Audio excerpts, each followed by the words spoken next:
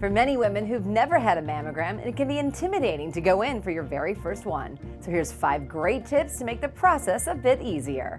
First, make sure you're not wearing deodorant when you get your mammogram. Deodorant can look like tiny calcifications, which can mimic a breast cancer. We don't want to have to call you back if you just have deodorant in your armpits and not breast cancer. Next, Dr. Friedewald suggests that you allow enough time in your schedule for the exam. The examination should take about 10 minutes, so it's not too long, but plan for maybe about an hour of being in the breast center. Third, know that getting a call back for a follow-up is a real possibility after your first mammogram, and not something to stress about. It's more common in people who haven't had prior mammograms than women who have had priors. Just because you get called back does not mean that you have breast cancer. About 10% of the patients that we image on a screening setting have to come back for additional imaging. Dr. Friedewald also suggests planning your appointment around your menstrual cycle. With a mammogram, we do compress the breast so that we minimize the amount of motion, and that's really, really important. So try to come when your breasts are the least tender, which is typically right after a menstrual cycle. And finally, have a conversation with your family before you go.